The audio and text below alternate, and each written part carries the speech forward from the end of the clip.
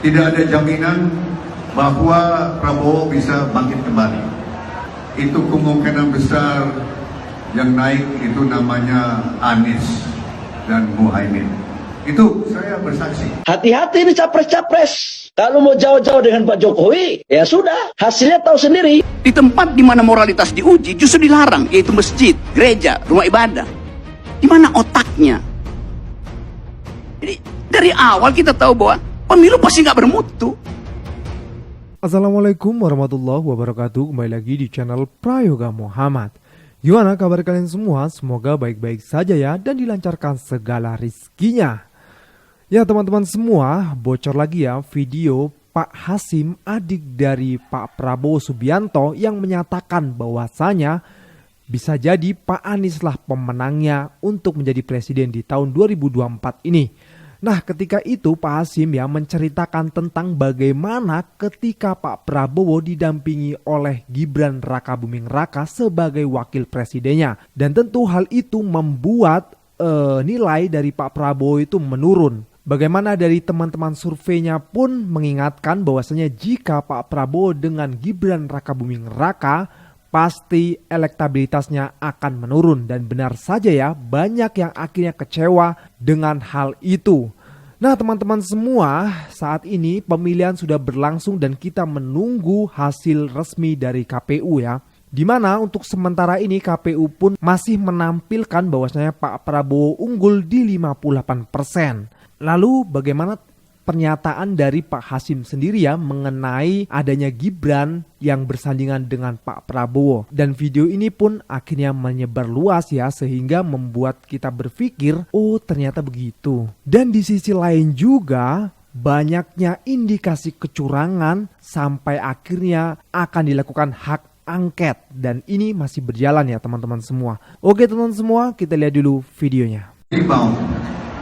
Tidak ada jaminan bahwa Prabowo bisa bangkit kembali, dan akan kemungkinan bisa ambles lagi dari 8% bisa turun lagi, dan yang naik itu kemungkinan besar yang naik itu namanya Anies dan Muhaimin.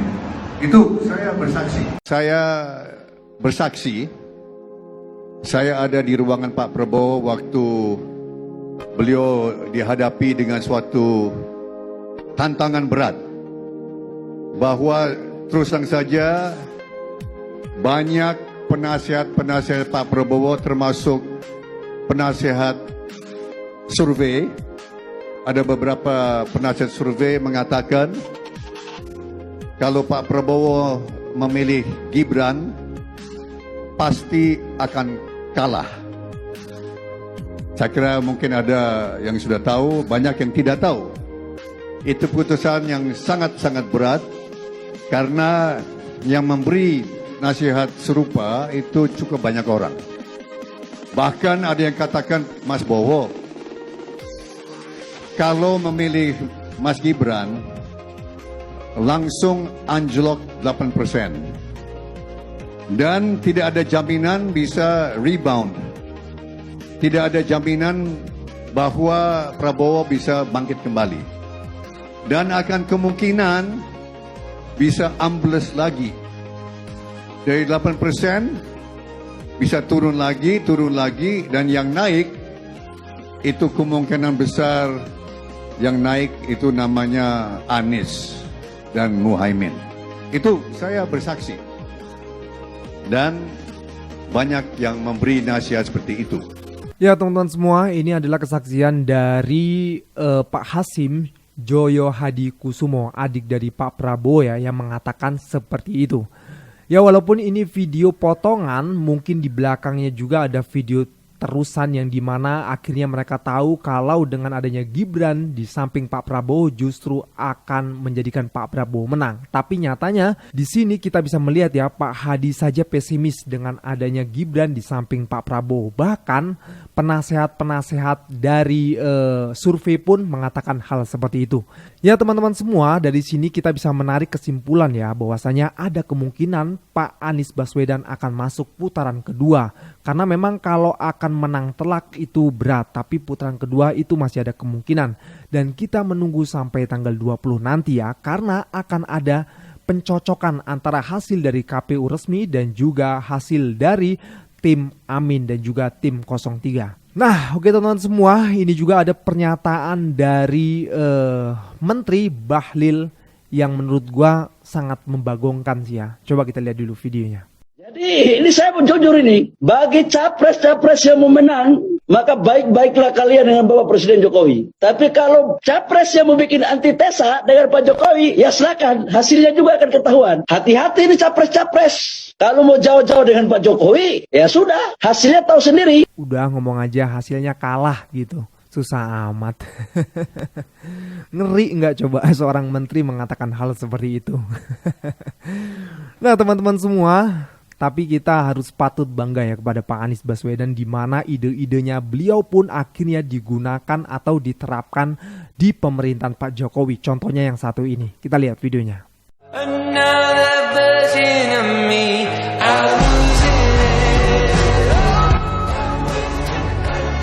Aja Pak, kalau ngasih ide dan gagasan itu yang logis saja. Ketika hal itu logis, maka akan diterima baik oleh semua orang tanpa protes.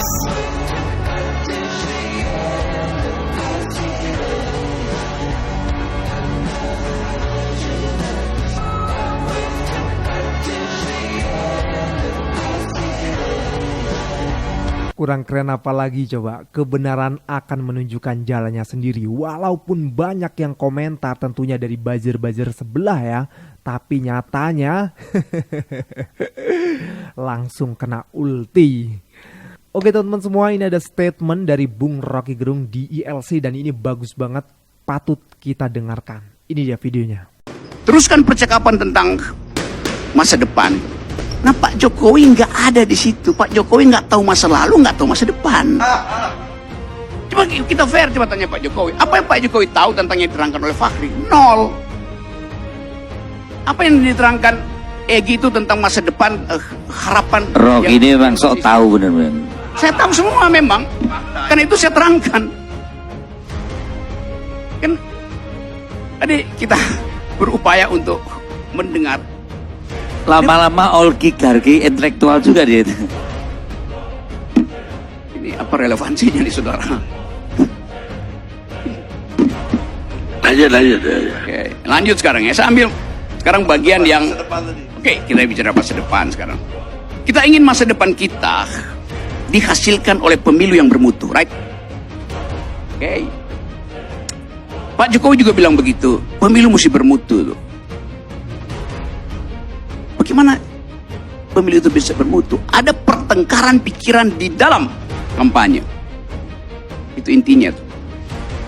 Seorang pemimpin, dia harus mampu untuk menghasilkan konsep yang visioner. Di mana konsep visioner itu dimungkinkan dihasilkan? Di universitas, dalam pertengkaran di kampus. Tetapi, kata Pak Jokowi, jangan bawa politik ke kampus. Dia nggak ngerti masa depan artinya. Masa depan itu ada gagasan, pikiran. Kampus dilarang untuk memperdebatkan politik. Lalu di mana kualitas perdebatan itu? Nggak ada. Satu poin ya. Poin kedua, seorang tidak cukup dia punya intelektualitas, dia juga punya moralitas. Di mana bagian itu diuji? Di rumah ibadah. Tapi nggak boleh menguji presiden di rumah ibadah. Jadi Pak Jokowi mau bilang pemimpin ke depan itu nggak perlu intelektualitas, nggak perlu moralitas, cukup elektabilitas. Nah itu urusannya Kodari. Survei aja. Jadi kita mensurvei sesuatu yang pemimpin kita hasil survei, bukan hasil pertengkaran akademis, bukan hasil moral clarity. Karena di tempat di mana pertengkaran pikiran harusnya diwujudkan, justru dilarang, yaitu kampus. Di tempat di mana moralitas diuji, justru dilarang, yaitu masjid, gereja, rumah ibadah. Di mana otaknya? Jadi dari awal kita tahu bahwa pemilu pasti nggak bermutu. Poin terakhir, 75 hari kampanye. Salah, 4,5 hari kampanyenya. 17 partai ingin membuktikan visinya itu masuk akal. Selama 70 hari. 70 bagi 17, 4,5 hari. Apa yang mau diharapkan dari pertukaran pikiran selama 4,5 hari? Yang diharapkan adalah amplop. Rakyat nunggu amplop. Jadi, pemilu ini didesain untuk menghasilkan orang yang tidak berpikir dan orang yang hanya menagih amplop. Itu intinya. Nah, karena itu saya anggap bahwa ini refleksi kita supaya kita nggak sekedar ditipu oleh juru bicara yang disewa oleh istana untuk membodohi kita. Ini forum kejujuran gitu. Saya nggak punya kepentingan, saya nggak punya partai. Gue nggak dukung siapa-siapa. Tapi saya ingin dukung orang yang berpikir. Itu intinya tuh. Assalamualaikum warahmatullahi wabarakatuh. Ya teman-teman semua, dari perkataan Bung Rocky Gerung ini bisa kita tarik kesimpulan ya bahwasanya pertarungan pikiran itu penting untuk mewujudkan dan menghasilkan pemimpin yang baik. Di mana itu semua sudah dilakukan oleh Pak Anies Baswedan dengan acara Desak Anies, di mana di situ pertarungan pikiran pun meluap ya, di mana banyak orang yang menanya dan bertanya dan dijawab langsung oleh Pak Anies. Forum itu memang penting karena banyak masyarakat yang akhirnya meluapkan emosinya, meluapkan unek-uneknya ya, di mana masyarakat yang selama ini merasakan kesulitan gitu. Nah, jika semua calon pemimpin melakukan hal itu, tentu akan menjadikan masyarakat pun semakin cerdas gitu. Masyarakat semakin mau berpikir ketika hendak memilih pemimpin, tidak hanya melulu dengan amplop dan suapan. Itu sih sebenarnya yang diinginkan oleh Bung Rocky Gerung. Oke teman-teman semua, kita lanjut lagi ke videonya. Mas Anies, ngapain sih Mas jadi antek asing Amerika? Ngapain? Untuk orang-orang yang suka bilang itu PKS bertemu sekali dengan Amerika dan dianggap antek-antek asing, sini lu merapat semua, ya. Lu kirim ke teman-teman yang suka ngomong antek asing, sini. Kasih tahu nih dia, biar nggak bego lagi, biar nggak dongok lagi ya. Ini dari kompas.com. AS mengaku sudah punya kerjasama yang sangat baik dengan Prabowo. AS berharap kerjasama ini berlanjut jika Prabowo terpilih menjadi presiden. Jika terpilih, jadi selama ini Pak Prabowo telah menjalin bisnis dengan Amerika Serikat, bukan Pak Anies. Emang parah nih antek asing. Aduh, satu lagi nih, ada lagi nih indikasi-indikasi yang memasukkan antek-antek asing untuk berkontribusi dalam pembangunan IKN. Dari TV One, Amerika Serikat sampai turun tangan danai IKN, ada 4 program. Coba, ibu kota Nusantara ini sebenarnya buat siapa? Rakyat Indonesia kah? Rakyat asing kah? Dan inilah program yang didanai Amerika untuk IKN yang ada di Nusantara. Sebelumnya gue disclaimer dulu, gue males banget bacain. Lu baca aja sendiri, lu pause aja, nanti lu baca sendiri ya. Gue males banget bacain, bener. Pertama, Nusantara Business Forum. Yang kedua, yang ketiga. Nah, kok solusi kota AS? Ini sebenarnya buat siapa? Rakyat Indonesia kah? Rakyat asing kah? Yang keempat nih, coba bayangin, ya. Coba bayangin siapa yang antek asing. Amerika Serikat hibahkan 2,40 juta US dollar untuk pembangunan IKN. Nah, Pak Anies. Makanya kalau lu yang deket-deket Amerika tuh udah pasti lu dicap antek asing. Cuma kalau dia pada, ini dalilnya untuk negara dan bangsa dan rakyat Indonesia. Begitu pasti dalilnya. Udah pasti begitu. Makanya nih buat yang ngomong antek asing, kalau lu masih SMP, SD, gue masih maklum lah, literasi, lu masih dongok, Kalau kalangan-kalangan yang dewasa yang ngomong antek-antek asing kayak gini, ya minimal punya malu lah dikit ya. Jangan terlalu gede suara, tapi pengetahuannya kecil. Belajar punya malu lah dari sekarang. Buat yang udah tua yang ngomong Anies antek asing, ya mendingan banyak-banyak beribadah dah ya. Daripada fitnah nggak jelas, takutnya habis fitnah langsung nggak ada umur. Ini kan sayang-sayang masa tuanya. Pakai ibadah aja lah daripada pakai fitnah, ya. Aduh, ntar buka puasa pakai apaan? Yang mantep nih ya, pastel, lontong,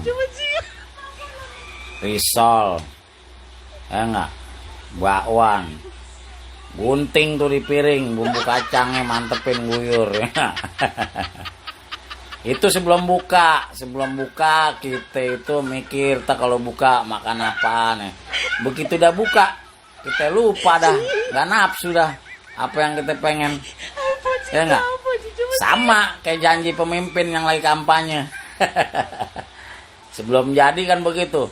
Ntar gue bangun ini ya, bangun itu ya, ngasih ini, ngasih itu. Begitu udah jadi, dia lupa. Emang kayak begitu. Namanya juga manusia. Ya enggak? Nah ini anehnya tetangga. Pak Anies ditanya, Abah kenapa nggak ke Sumbar? Sumbar lagi ada musibah. Hei, saya orang Minang. Orang Minang tuh bangga Jos Anies Baswedan. Buktinya menang telak di Sumatera Barat, ya. Pak Anies itu belum menjabat, belum menjadi seorang presiden. Nah kalau jadi presiden nanti, insya Allah tanggal 20 Maret jadi presiden, baru tuh boleh nanya, kenapa Pak Anies nggak ke Sumbar? Kenapa Pak Anies nggak ke sana kalau ada yang musibah? Kalau Pak Prabowo ke Sumbar ya wajar. Pak Prabowo kan menteri, ya, kewajiban beliau sebagai penguasa di rezim ini.